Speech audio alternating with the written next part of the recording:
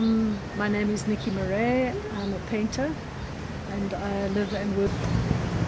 I've been working and exhibiting in Namibia for quite a few years now. I think I had my first solo exhibition in 1998. Oh no, sorry, 1989. I decided to concentrate, just decided that I would just paint.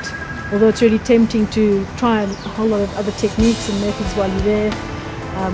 I thought, I'm really a painter. I'm not a sculptor. I'm not a printmaker. So I decided just to paint.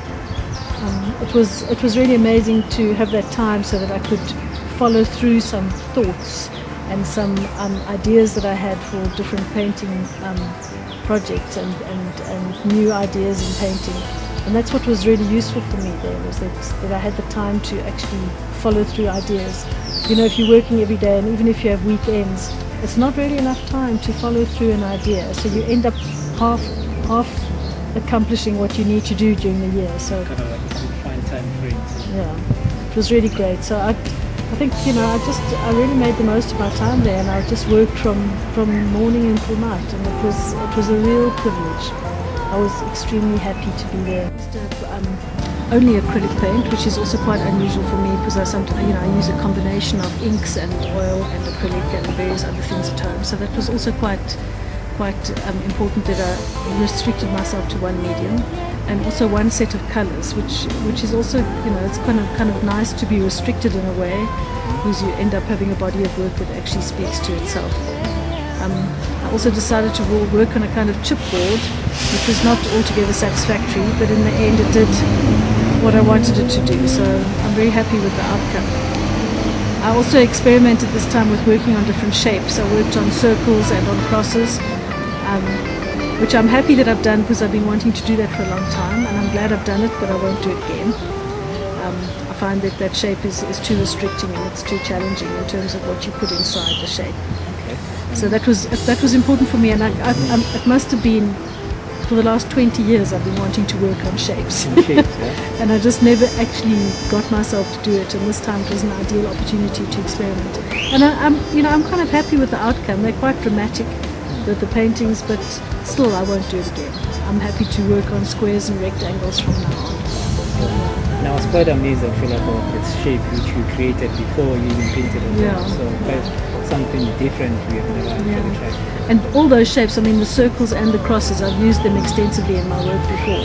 So I thought, the shaped support would just be an extension of what was inside. But in fact, the shaped support is so strong, it becomes the dominant thing. People don't say that painting of the snake or that painting with those colors. They say the circle painting or the cross painting. So that becomes the main issue of the artwork. Okay. I think that I will be having to experiment with different surfaces now, because I wasn't altogether happy with that chipboard surface. There are issues around transportation always. If you knew that your painting was going to be safely taken care of in one spot for the rest of its existence, that's one thing. But in Namibia, we tend to move around with our art a lot. So we cannot afford to work on supports that are too fragile.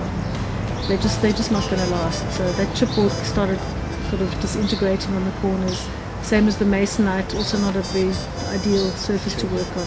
So I think I'm going to have to be experimenting on different surfaces now. But on the whole, Tuli Pamwe was an incredibly positive experience. I was really happy to be with those artists. I was happy to be in that absolutely beautiful environment. To be in a green forest in Namibia is amazing. Beautiful atmosphere. It was really nice. I was just explaining, I was telling my students about the Tuli Pamwe experience today, the third years.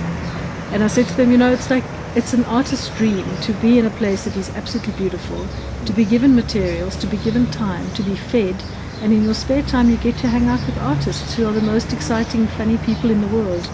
So, what's not to like?